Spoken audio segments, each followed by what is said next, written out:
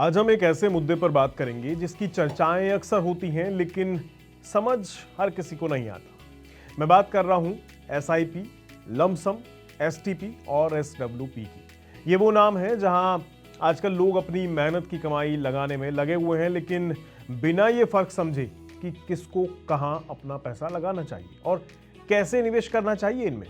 इसलिए आज की ये जो वीडियो है आपकी इस दुविधा का अंत करने के लिए बनाई जा रही है, ताकि जब आप अपना ये पैसा कहीं निवेश करें तो आपको इन निवेश ऑप्शंस के बारे में हर एक बारीक जानकारी हो। तो चलिए इसे एक कहानी के उदाहरण से समझते हैं। आज हम रोहन की कहानी के साथ चलेंगे जो बिल्कुल इसी कश्मकश से गुजर रहा है। रोहन एक नौजवान मेहनती आईटी प्रोफेशनल है। इस साल उसका अप्रेजल हुआ। इतना अच्छा हुआ कि भैया उसे 2 लाख का तो बोनस मिल गया। वो खुश तो बहुत हुआ लेकिन कंफ्यूज भी उतना ही है। उसके कुछ दोस्त कह रहे हैं कि यार मार्केट अभी मस्त चल रहा है, सारा पैसा एक साथ लगा दे, रॉकेट बन जाएगा। तो वहीं कुछ अनुभवी दोस्त उसे आराम से सोच समझकर निवेश करने की सलाह भी दे रहे हैं। रोहन के मन में बस एक ही सवाल है, कौन सी तरकीब उसके पैसे को सबसे तेजी से और सबसे सुरक्षित तरीके से बढ़ाने में मदद करेगी। चलिए इस मुद्दे के ऊपर एक बार एक्सपर्ट की एडवाइस सुनते हैं, फिर आगे बढ़ेंगे। सिप से ज्यादा रिटर्न मिलेगा ये हम बोल नहीं सकते फ्रैंकली। सिप एक रिस्क थोड़ा रिड्यूस करने का एक तरीका है, right? Of course apart from convenience. तो सिप के थ्रू जब आप इन्वेस्ट करते हैं तो मान लीजिए आपने आज इन्वेस्ट किया और मार्केट करेक्ट हो गया, तो अगले महीने जब आपका इंस्टॉलमेंट जाएगा वो लोअर लेवल पे जाएगा, यानी कि आप ज्यादा यूनिट्स खरीदेंगे। तो इस तरह से लॉन्ग टर्म में आपका क्या बोलते हैं जो डाइवर्सिफिकेशन और time diversification, you don't try to time the market, right? तो वो एक बड़ा बेनिफिट होता है। बट अगर आप लमसम में करते हैं बड़ा सा इन्वेस्टमेंट एक साथ और मार्केट अगर नीचे जाता है तो आपको वो तुरंत नोशनल लॉस दिखने लगेगा। तो ये अगर आपका बहुत ही लंबा investment horizon, there is nothing wrong in investing lump sum. But जो आपका उतार चढ़ाव के कारण जो आप पैनिक करने का आपका जो नॉर्मल बिहेवियर होता है, उस इमोशंस को अगर आप उन इमोशंस को अगर कंट्रोल कर पाते हो तो लॉन्ग टर्म में भी कोई बुरी बात नहीं है, provided you have a very long term horizon. And secondly, like I said, valuations, अगर वैल्यूएशंस थोड़ा अच्छा अट्रैक्टिव है तो it makes more sense to invest lump sum if you have a large money and if you are able to withstand the ups and down. तो रोहन के लिए एक सलाह है, सारा पैसा एक ही बार में झोंक दिया जाए। यही सलाह दी है उसके दोस्तों ने, जिसे फाइनेंस की भाषा में क्या कहते हैं, लमसम, या फिर एक मुश्त निवेश करना। इसका सीधा मतलब है कि आप अपनी पूरी रकम, जैसे कि रोहन के 2 लाख रुपए हैं, एक ही शॉट में अपनी पसंद की किसी म्यूचुअल फंड में डाल दें। यह आइडिया रोहन को काफी आकर्षक लगता है। वो सोचता है कि अगर बाजार यहां से ऊपर गया तो उसका पूरा पैसा पहले ही दिन से रेस में शामिल हो जाएगा और उसे शानदार रिटर्न मिल सकता है। ये रणनीति उन दिलेर निवेशकों के लिए अच्छी हो सकती है जिन्हें लगता है कि भाई बाजार अभी डिस्काउंट पर मिल रहा है और यहां से ऊपर जाने की उम्मीद ज्यादा है। एक मुश्त यानी लमसम निवेश का सबसे बड़ा फायदा भी यही है कि अगर आपकी टाइमिंग सही बैठ गई और बाजार ने रफ्तार पकड़ ली तो ये एसआईपी की तुलना से कहीं ज्यादा रिटर्न दे सकता है। लेकिन फिर रोहन को सिक्के का दूसरा पहलू भी दिखाई देता है। ये एक दोधारी तलवार भी है भैया। लमसम निवेश में जोखिम बहुत ज्यादा है।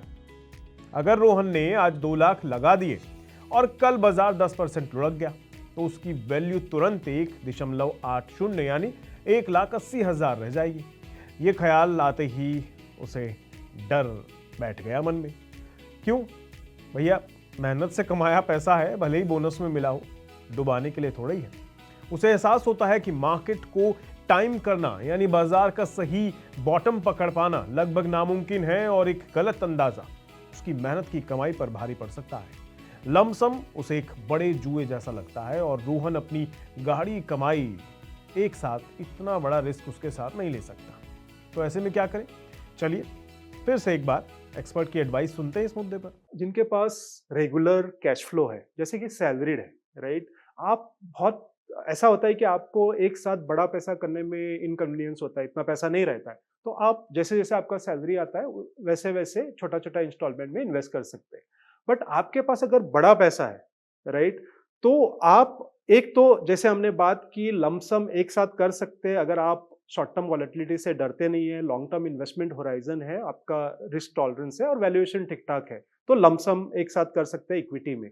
या फिर लमसम बाकी फंड्स में भी हो सकता है, डेट फंड्स में भी हो सकता है, वहां पे रिस्क नहीं है, वहां पे तो आपका बड़ा पैसा है तो जरूर आपको वहां पे लमसम लगाना चाहिए, ताकि कम से कम जो भी है 6-7-8% रिटर्न आता है डेट फंड में वो आपको मिले, राइट। तो अगर बड़ा पैसा है तो कैश में रखने की जरूरत नहीं है, कहीं ना कहीं उसको इन्वेस्ट करना चाहिए, ताकि आपको एक इन्फ्लेशन से ज्यादा, सेविंग्स अकाउंट से ज्यादा रिटर्न मिले। और आपको अगर रिस्क बड़ा नहीं लेना है तो डेट फंड्स पे रख सकते हैं, अगर आप रिस्क ले सकते हैं अप्स एंड डाउन्स का और लॉन्ग टर्म व्यू है तो इक्विटी में भी डाल सकते हैं, provided valuations are also reasonable और लो। लमसम के जोखिम से घबराकर रोहन दूसरी सलाह पर गौर करता है, जो उसे सिप के बारे में बताती है। सिप यानी systematic investment plan, mutual fund में निवेश का एक अनुशासित और ये जांचा परखा तरीका माना जाता है। देखिए, इसमें आप एक बार में मोटी रकम लगाने की बजाय हर महीने एक तय छोटी सी रकम निवेश करते हैं। ये सैलरीड प्रोफेशनल्स के लिए एकदम परफेक्ट है, क्योंकि ये उनकी मंथली इनकम की आदत से मेल खाता है। तो अब रोहन को एसआईपी बहुत पसंद आती है और वह अपनी मंथली सैलरी से एक सिप शुरू करने का फैसला कर लेता है। लेकिन उसके मन में अभी भी एक सवाल है, ये मंथली सेविंग के लिए तो ठीक है, चलिए मान लिया, लेकिन मेरे पास जो 2 लाख अभी भी पड़े हैं बोनस वाले, उसका क्या करूं? क्या उसे बैंक में ही पड़े रहने दूं? रोहन की इस उलझन का हल उसे मिलता है एसटीपी में। एसटीपी यानी सिस्टमैटिक ट्रांसफर प्लान।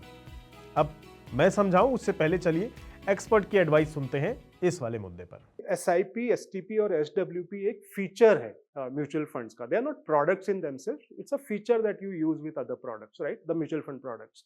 तो एसआईपी की तो जैसे आप जानते हैं कि एसआईपी में जिनका रेगुलर इनकम है, जिनको एक एवरेज आउट करने का बेनिफिट चाहिए, वो एवरी मंथ इन्वेस्ट कर सकते हैं, जो आई थिंक काफी लोगों को पता है एसआईपी। बट कहीं लोग ये नहीं जानते कि एसडब्ल्यूपी क्या होता है या एसटीपी क्या होता है। Let me first talk about STP, right.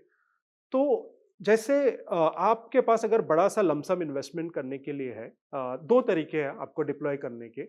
ये एक है कि आप एक साथ इक्विटी में डालें, अगर आपका रिस्क अपटाइट है, लॉन्ग टर्म इन्वेस्टमेंट होराइजन और वैल्यूएशन ठीक ठाक है तो। बट कहीं सारे इन्वेस्टर उसमें कंफर्टेबल नहीं रहते, क्योंकि मार्केट करेक्ट होगा तो मेरा लॉस ज्यादा होगा एंड सो ऑन। तो उस केस में आप वो जो लमसम पैसा है वो एक सेफर फंड में इन्वेस्ट कर सकते हैं, थोड़ा सा लो रिस्क फंड में इन्वेस्ट करते हैं, चाहे वो लिक्विड फंड हो, आर्बिट्राज फंड करके होता है जो उतार चढ़ाव बहुत कम होते हैं उसमें, बट रिटर्न भी कम रहता है, मतलब एफडी या एफडी प्लस टाइप का रिटर्न रहेगा।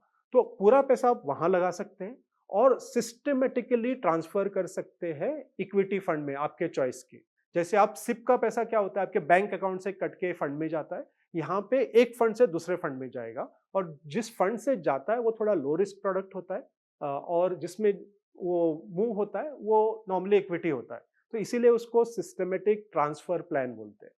तो ये एक ऐसी स्मार्ट रणनीति है, यानी एसटीपी, जो लमसम और एसआईपी दोनों की अच्छाइयों को मिलाकर एक मेल बनाकर आपको ऑफर कर दी है। ये खास तौर पर उन लोगों के लिए बनी है जिन्हें बोनस, प्रॉपर्टी बेचने या फिर विरासत से एक मुश्त बड़ी रकम मिल जाती है। तो अब जब रोहन लमसम, एसआईपी और एसटीपी को समझ चुका है, तो वे एक और शब्द के बारे में उत्सुक है। कौन सा है वो? एसडब्ल्यूपी। एसडब्ल्यूपी का मतलब है सिस्टमैटिक विड्रॉल प्लान। थोड़ा नाम से ही है, हो सकता है आप क्लियर हो गए हो, समझ आ गया हो, लेकिन मैं बता देता हूं, एसआईपी का एकदम उल्टा है। एसआईपी में आप हर महीने पैसा जमा करते हैं, जबकि एसडब्ल्यूपी में आप अपने जमा किए गए निवेश से हर महीने एक तय रकम निकालते हैं। अब इस पर एक्सपर्ट क्या कहते हैं, चलिए एक बार ये सुन लीजिए। तीसरा जो है वो है एसडब्ल्यूपी, सिस्टमैटिक विड्रॉवल प्लान। जिन इन्वेस्टर्स को एक रेगुलर कैश फ्लो की जरूरत होती है, चाहे वो रिटायर्ड हो या आज के दिन में लोग फायर बोलते हैं, राइट, वो उनके पास एक कॉर्पस होता है, वो डिप्लॉय करके एक रेगुलर इनकम चाहते हैं। तो उसमें क्या होता है, आप पैसा लगाते हैं और जनरली 1 या 2 साल के बाद, मैं इसलिए एक या 2 साल के बाद बोल रहा हूँ क्योंकि ये टैक्स एफिशिएंट हो जाता है, तो आप बड़ा पैसा एक फंड में लगाते हो और उसके बाद मंथली बेसिस पे छोटा छोटा अमाउंट उसमें से विड्रॉ करते हो to meet your regular cash flow dates. ये रणनीति उन लोगों के लिए एक वरदान है जो रिटायर हो चुके हैं या जिन्हें अपने निवेश से एक रेगुलर इनकम चाहिए। ये एक पेंशन की तरह काम करता है, जहां आपका बड़ा कॉर्पस निवेशित रहता है और आप घर खर्च के लिए हर महीने एक निश्चित रकम निकालते रहते हैं। अब रोहन के सामने पूरी तस्वीर साफ है। वह अपने 2 लाख के बोनस को एक लिक्विड फंड में डालेगा और वहां से 20,000 रुपए प्रति माह का STP एक अच्छे इक्विटी म्यूचुअल फंड में शुरू कर देगा। इससे वह बाजार में अचानक गिरावट के जोखिम से भी बचा रहेगा और पूरे के पूरे पैसे पर बेहतरीन रिटर्न भी उसको मिलता रहेगा। वह अपनी मंथली इनकम से 10,000 की एक नई SIP भी शुरू करेगा, ताकि अनुशासित तरीके से लंबे समय के लिए पैसा बना सके। तो रोहन ने न सिर्फ अपने बोनस को निवेश करने की उलझन से सुलझाया है, बल्कि अपने वित्तीय भविष्य के लिए एक ठोस नींव भी तैयार कर ली है। तो आपका क्या प्लान है, हमें कमेंट बॉक्स में बताइए। आज के लिए इतना ही रखते हैं। नमस्कार।